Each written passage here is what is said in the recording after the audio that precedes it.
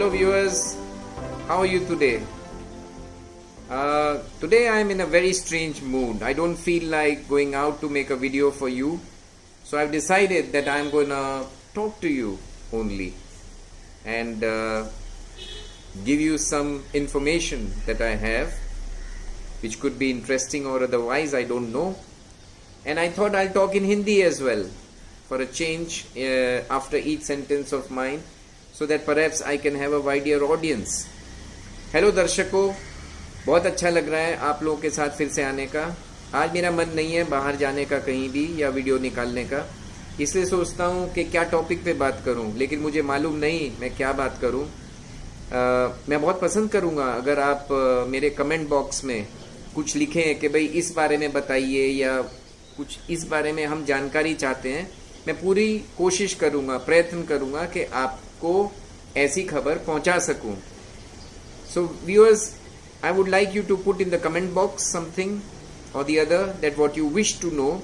I will do the research and try to bring to you the information which you don't have and you wish to have. So I begin now probably on a topic which can span on a brief history of India.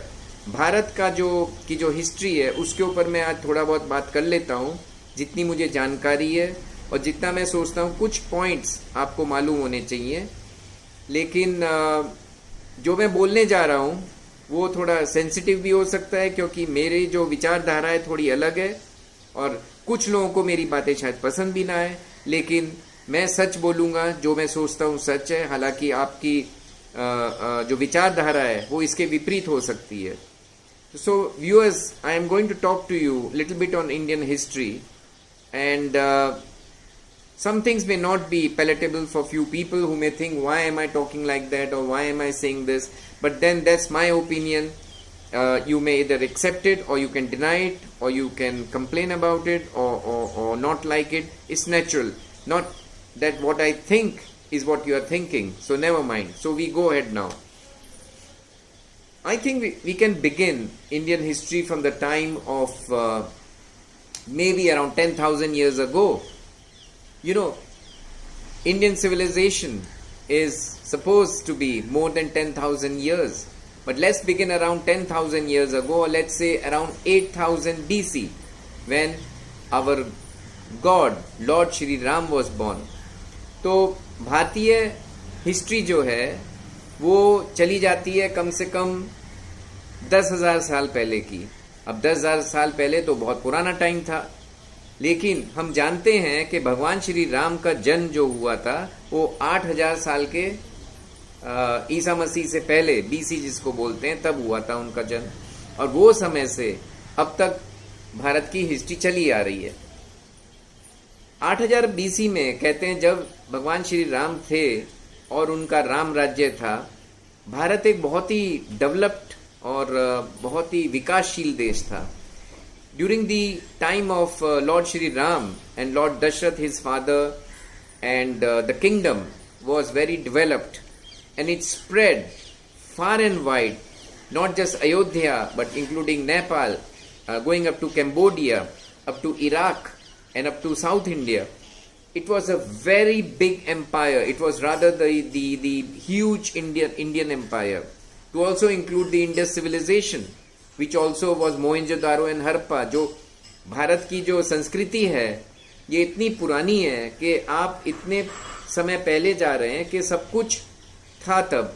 माने उनके पास drainage system था, पानी का तरीका था, उनके पास currency थी, पैसों का लेन देन का तरीका था, उनके पास वाहन थे, घोड़ों के वाहन थे, और जहाँ तक अब ये तो हिस्टोरियंस कहते हैं ऐसा, कभी बार भावुक होके बोलते हैं कि उनके पास उड़न खटोला भी था, that they had flying objects like a kind of a carpet or something like that, or some kind of birds who were able to carry them, or they had some kind of aircraft with which anti-gravity system they were able to travel far distances.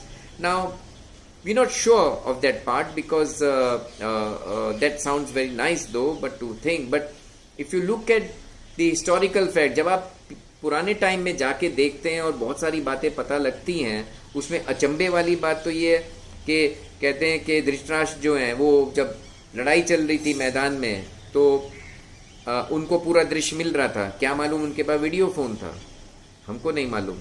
जब तो वो देख पा रहे थे camera में, या CCTV था तब, जो आज हम यूज करते हैं, तो हो सकता है तब सीसीटीवी था। That Dhritarashtra was had video camera at that time, that he was able to see the battle via video phone. We don't know.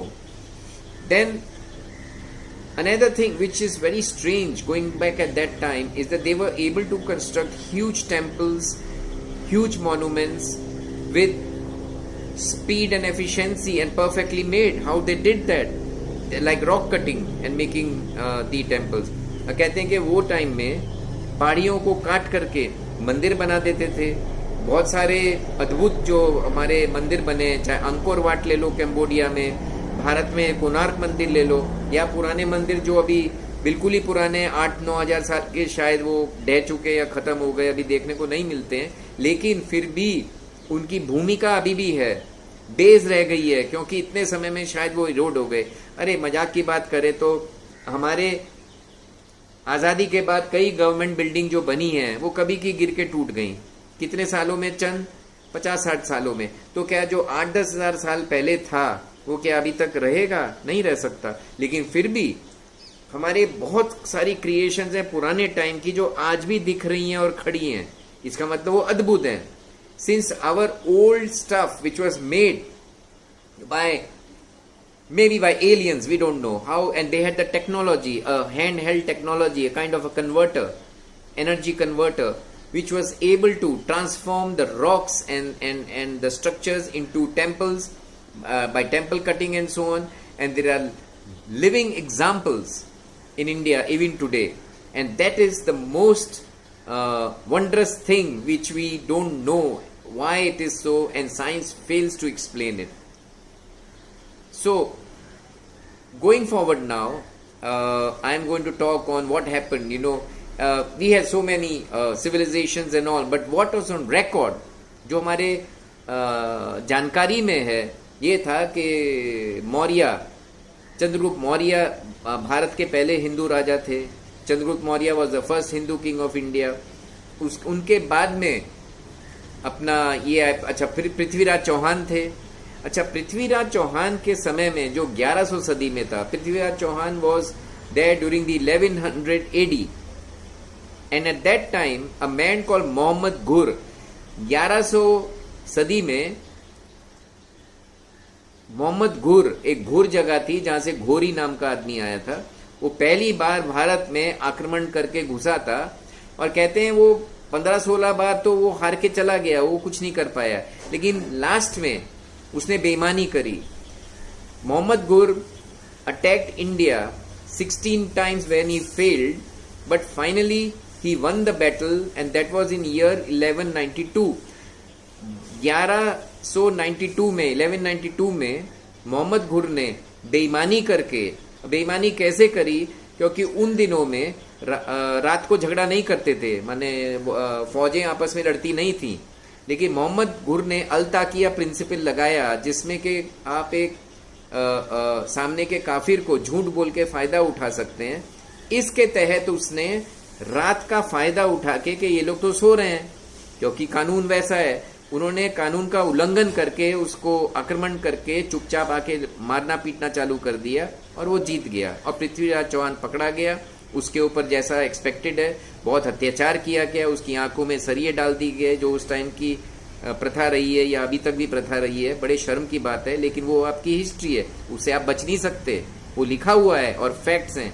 So you see, Mohammad घुर cheated Prithviraj Chauhan in 1192 AD, and he attacked in the night by applying the principle of al-taqiya, that where you can take advantage of a so-called kafir so that you can defeat them, and against that principle he cheated Prithviraj Chauhan. He attacked in the night and he won the battle, and then he was very cruel to Prithviraj Chauhan. He blinded him and belittled him, whatever. I'll come to very quickly a difference on this, that look at the difference. Alexander the Great also came in BC, maybe 300 BC or so, and he attacked Porus army. He lost a couple of times, Porus को जब Alexander ने 300 ईसा मसीहा से पहले जब आया था भारत, उसने भी ये सब आक्रमण किया, सब किया, लेकिन फर्क देखिए, पोरस ने अत्याचार नहीं किया, उसने औरतों की इज्जत नहीं लूटी, उसने ये नहीं किया कि धन परिवर्तन करो, ईसाई बनो, कोई गंदा काम नहीं किया। और वो टाइम में 300 बीसी में जब पोरस भारत आया, और ये सॉरी मैं क्या कह रहा हूं, अलेक्जेंडर जब भारत आया तो पोरस को उसने बंदी बना लिया और अपने दरबार में पेश किया अलेक्जेंडर ने। जब पोरस आया दरबार में, बेड़ियों में बंधा था, और उसको पूछा अलेक्जेंडर ने, बोल पोरस, तेरे साथ क्या बर्ताव करूं? तो पोरस का एक ही जवाब था। पोरस ने बोला, जैसे एक राजा राजा के साथ व्यवहार करता है। मतलब आज भले ही मैं राजा नहीं हूं, पोरस ने बोला, लेकिन हैसियत भी भले ही मेरी नहीं है, औकात का मैं आज भी राजा हूं। अलेक्जेंडर इतना खुश हुआ इस बात से, उसने उसको रिहा कर दिया। आपस में संबंध हुए, एक बहन ने, उनकी बेटी बहन ने, किसी ने जो है मतलब शादी करी अलेक्जेंडर को तोहफे में, उन्होंने किया और संबंध बना लिया और बाइज्जत वो लोग चले गए। लेकिन खामा मारा नहीं। ये है संस्कृति, ये थी अलेक्जेंडर की संस्कृति। लेकिन घोर और गजनी ने, दोनों ने हमारे मंदिर तोड़े, उन्होंने हमारे साथ अत्याचार किया, धन परिवर्तन किया, 2-2 लाख औरतों को उन्होंने अपना बंदी बना करके अपनी कौम पैदा करी, जो भी किया।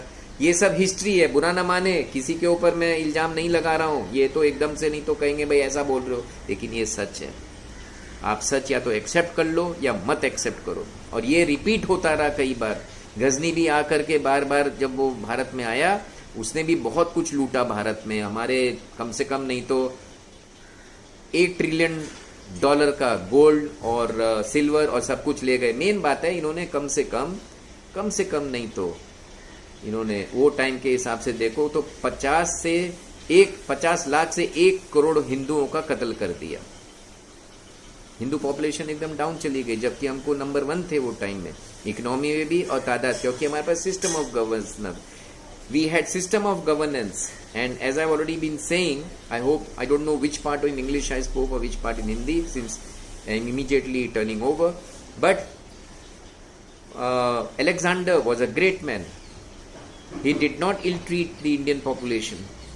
He took care of the people very well, and he brought Porus into his place of stay, and he asked him that, Porus, how do you wish me to treat you? Porus said, just the way a king treats a king. Today I may not be a king because I have lost, but of my blood and my principles I remain a king. Alexander was so happy, he let off Porus and said, keep your empire. And they intermarried, giving sister, daughter, whatever in exchange, in marriage, whatever, which was the rule in those days to establish friendship and being relatives. And he left peacefully. एक छोटी सी और वारदात हुई थी उस समय, जो कई लोगों को नहीं मालूम है, या मैं मालूम हो तो फिर भी मैं बता देता हूँ, कि अलेक्जेंडर की जो फौज थी उसमें बगावत हो गई। उन्होंने कहा कि हम और नहीं लड़ेंगे, बहुत हो गया, अब हिंदुस्तान में और आगे जाएंगे तो हमने सुना है बहुत लड़ाका लोग हैं और अंदर पता नहीं बारिश और वो हाथी और क्या क्या है, आगे बहुत खतरा है, बहुत हो गया, हम कब से लड़ रहे हैं, 20-25 साल से हम लोग आ रहे हैं इस साइड से, अब हम वापस जाएंगे। During the time of Alexander's invasion of India, the army of Alexander, they suddenly decided to create a betrayal of Alexander, and they said, we are not fighting anymore, we understand if we go forward there are a lot of dangers ahead. They have elephants and huge fighting people and whatnot, huge numbers. Enough is enough. We've been away from our family for almost 25 years. We want to go back now. Alexander was of course dismayed. He said, how can you talk like this? We are from Mesopotamia. हम Mesopotamia से हैं, ऐसे कैसे बात कर रहे हो तुम, बगावत कर रहे हो, you are doing anti-national talk, how can you betray? Then it occurred to Alexander there was only one solution. So Alexander ने देखा कि एक ही तरीका था इस बात से बचने के लिए। उसने कहा ठीक है, कल सवेरे हम लोग वापस जाएंगे. So he told his army, okay we will return tomorrow morning, never mind. So when the morning came the soldiers got ready to go back, but Alexander made a condition. तो सवेरे जब उसकी फौज तैयार हो गई, सेना तैयार हो गई, ठीक है हम लोग वापस जाएंगे, तो अलेक्जेंडर ने एक काम किया, उसने जमीन पे बहुत बड़ा मेसोपोटामिया का झंडा जमीन पे रख दिया. In the morning Alexander's what he did was he placed a big flag of Mesopotamia on the ground.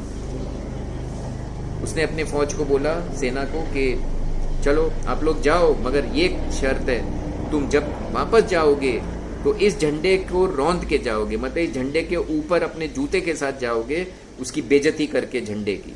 So he told his army, okay now you can go back, it's morning and please go this way. The flag of Mesopotamia was on the ground. Please dissoil the flag, destroy the flag, insult the flag, walk on top and go.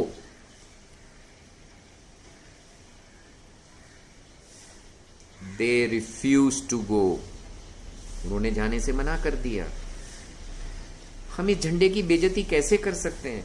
How can we insult the flag for which we fought for 25 years? Alexander won. They said we are not going back and we'll continue to fight, but we are not going to denounce, defile our flag. हम अपने झंडे की बेइज्जती नहीं करेंगे, इसके ऊपर से चल के रिटर्न नहीं जाएंगे. माफ कीजिएगा, क्षमा कर चाहते हैं, लेकिन हम नहीं जा रहे थे. जब अलेक्जेंडर ने देखा कि उन्होंने उसकी बात मान ली, तो उसने कहा चलो ठीक है, मैं भी थक गया हूं, I will go back. Then Alexander decided, never mind, we go back. And the flag was lifted, flag उठा लिया और फिर वो लोग चले गए. ये तो मैंने यहां तक बात करी, लेकिन भारत में उसके बाद जो हुआ कि कई मुगल राजा आए, कई बदमाश भी थे, जैसे औरंगजेब था. अकबर कहने को तो अच्छा मुगल राजा था, मगर वो मीना बाजार में जाके काफ़ी गड़बड़ काम करता था, दूसरों को देखता था, मगर वो बात दूसरी हो जाएगी. और जितने राजा है मुगल, उन्होंने सिर्फ अय्याशी करी. All the Mughals who came, they weren't really all good people. Aurangzeb wasn't a good ruler. Akbar was claiming to be good, but he used to go to the Meena Bazaar and stare at women, and he used to get them to himself. There are a lot of stories on that in Meena Bazaar, where the market used to be there. He used to go dressed in a burqa, Akbar, just to hide and mingle among the women. This was a trick he played. But this is another thing altogether. Now, I'll have to talk on the Mughals separately because it's a big topic. But today I want to tell you something. Robert Clive was the first British guy who came to India as to form East India Company. Robert Clive जो है England से आया था east India company बनाने के लिए. और फिर वॉरेन हेस्टिंग्स था, कई लोग आए. ये लोग 1600 के अंत में और 1700 के स्टार्टिंग में आ गए थे India. End of 1600 and early 1700, the British came. The British ruled India for 300 years. अंग्रेजों ने भारत पे ऑलमोस्ट तकरीबन 300 साल राज किया. लेकिन यहाँ पे मैं थोड़ा अलग हूँ. कई लोग मुझे पसंद नहीं करेंगे, ना करो भाई, चलेगा, ये मेरा विचार है, पर्सनल विचार है. जो सहमत है ठीक है, नहीं हो तो भाई माफ कर देना. अंग्रेज अच्छे लोग थे, अंग्रेज बुरे नहीं थे. पहली बात तो उन्होंने धर्म परिवर्तन नहीं किया. थोड़ा बहुत ईसाइयों के लिए किया तो किया होगा, मगर ये कि तलवार के उस पे जबरदस्ती ये सब कोई धर्म परिवर्तन नहीं हुआ भारत में. इन्होंने हमारे मंदिर नहीं तोड़े. They did not destroy our temples. They kept our culture intact. इन्होंने हमारा कल्चर रखा. The British gave us so many systems and procedures. अंग्रेजों ने बहुत सारे कायदे कानून दिए हमको. कलेक्टर बनाए, कलेक्शन सिस्टम बनाया. दे मेड, इन्होंने कलेक्टर बनाए और कलेक्शन सिस्टम बनाया. They made this systems in India. They brought the Indian penal code बनाया. इन्होंने अंग्रेजी भाषा दी. They give us English language which is not a foreign language, mind you. Lot of these people who are so-called patriots, they say, oh, English is bad and everything. But when Satya Nadella and Sundar Pichai become CEO, they are talking in English. If not for their English, they wouldn't be CEOs. They did not take lessons in Sanskrit or Hindi. So please, Consider English language to be our national language. It's part of our national heritage. Yes, Hindi can be number one, but English has to be included as being our language. No wonder our notes, our currencies, our codes, everywhere English is used. English is one of our best languages and best tool for Indian development, Indians going abroad, and we are supposed to be very good at English language. So please, patriots, false patriots, stop making this nonsense about that English is not our language, कि English हमारी भाषा नहीं है, बंद करो ये सब बोलना, बहुत हो गया. इंग्लिश हमारी भाषा है और रहेगी और हमारा ही नेशनल हेरिटेज है. आगे सुनो. तो अंग्रेज जो आए भारत में, इन्होंने बहुत कुछ दिया भारत को. अब कई कहते हैं कि अब पैसा ले गए, ये ले गए. टेक्नोलॉजी फ्री में नहीं है. आज भी हम टेक्नोलॉजी लेते हैं कई देशों से, फ्री में आ रही है. पैसे दे रहे हो ना, बिलियंस ऑफ डॉलर्स. रेलवे ऐसे ही आ गया, पीनल कोड ऐसे ही मिल गई तुमको टेक्नोलॉजी. आज कंप्यूटर में तुम ऐप के थ्रू, इनके थ्रू चीजें देते हो. अंग्रेज लोग तब दे रहे थे. उन्होंने बहुत सारी बिल्डिंग्स बनाई जो आज तक चल रही हैं. टेक्नोलॉजी दी ना, तो खर्चा कहाँ से वसूलते वो टाइम में. तो अगर नोट नहीं था या हमारी करेंसी डाउन हो गई या कुछ नहीं था, तो वो लोग सोना चांदी लेगा. ठीक है, थोड़ा बहुत एक्स्ट्रा ले गए. मतलब बिजनेस में तो आज भी एक्स्ट्रा ले रहे हैं ना, चलता है ना थोड़ा बहुत इधर उधर. तो थोड़ा बहुत ले गए तो बुरा क्यों मान रहे हो, चलने दो. हाँ, अंग्रेजों ने कुछ ऐसा नहीं कि बहुत चीटिंग करी. और उनकी अच्छाई देखो, अरबों खरबों की हमारी जमीन, ये तो नहीं ना हड़प ली, खा गए. 1947 1947 में बाइज्जत दे दी ना, बेवकूफ तो नहीं बनाया. और हमें इतनी, हमारी डेमोक्रेसी उनके हिसाब से बन गई. और सबसे बड़ी बात, भारत को फिर से रिकॉग्निशन मिल गया, जो 810 साल से हम लोग बेवकूफ बन रहे थे. हमेशा सामने वाले आकर के ये वो, लेकिन हमारी संस्कृति, हमारा हिंदू धर्म, सिख धर्म, जैन, बौद्ध सब बच गया. अगर अंग्रेज ना आते तो आज सर जी मेरा भी नाम कुछ और होता. लेकिन हम बच गए अंग्रेजों की वजह से. सो अंग्रेजी जो राज था, ब्रिटिश राज, अच्छा था. हाँ, आज़ादी मिली, हम खुश हैं क्योंकि हमारा नेशन प्रॉस्पर हुआ, हम भी प्रॉस्पर हुए, वो सब है. लेकिन राज को बुरा मत बोलो. उन्होंने सिस्टम ऑफ गवर्नेंस दिया इंडिया को. बहुत अच्छी गवर्नेंस चलती थी अंग्रेजों के टाइम में. अभी भी इतनी अच्छी नहीं जितना उन्होंने किया था. रात को लोग, हमारी दादी परदादी बताती थी, सोना पहन के लेडी चलती थी, मजाल के कोई लूट ले. आज दिन दहाड़े ऐसा हो जाता है. तो गवर्नेंस दी उन्होंने, ऐसी बात नहीं है. और भारत ने जो पूरी दुनिया में रिकग्निशन पाया, अंग्रेजी की वजह से पाया और अंग्रेजों की वजह से पाया. अच्छा, लास्ट में अभी मैं प्रोग्राम यहाँ पे 1 मिनट और लूंगा आपका. अंग्रेज जहां भी गए, ब्रिटिशर्स, वो देश प्रॉस्पर कर गए. Wherever the English people went, those countries prospered. I can give you a quick run. The French couldn't do it, the Portuguese couldn't do it, Dutch couldn't do it, or any other colonizers. They couldn't make a mark, but the British made a mark because of their excellent governance. अंग्रेज लोग जहां भी गए, उन्होंने उनके देश, अभी आप नाम ले लो, Bharat, India, USA, America, South Africa, Nigeria, Australia, New Zealand, Hong Kong, Malaysia, Singapore, Bangladesh, Sri Lanka, कहाँ रह गया आप, जिब्राल्टर, कनाडा. जहां wherever the British went, the countries prospered, and they have a system of democracy, they have a functional system of governance. So please, this is why I personally believe the worst thing that happened to India, जो सबसे बुरा भारत का हुआ, वो मुगलों को आना था, क्योंकि उन्होंने हमारी संस्कृति को पूरा तहस नहस कर दिया, खत्म कर दिया.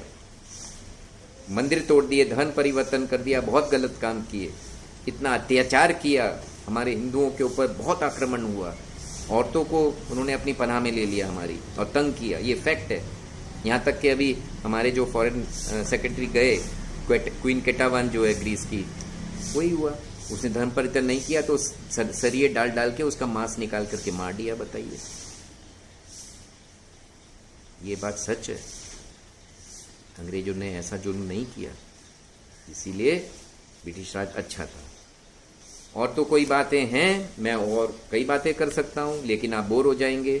इतने लंबे वीडियो मुझे नहीं चाहिए क्योंकि बोरिंग हो जाता है. और मैं अगली बार एक नया टॉपिक लाऊंगा। मैं क्षमा चाहता हूं अगर कुछ लोगों को मेरी बातें ना पसंद आई हो, लेकिन मेरा नाम है द ट्रू सिटीजन। जो सच है मैं बोलूंगा, मैं झूठ नहीं बोलता हूं। आपको बुरा लगेगा, आप कमेंट दे सकते हैं क्या अच्छा नहीं लगा, लेकिन मैं अभी तक जो भी बोला वो सच बोला है। ठीक है, नमस्ते, बाय बाय।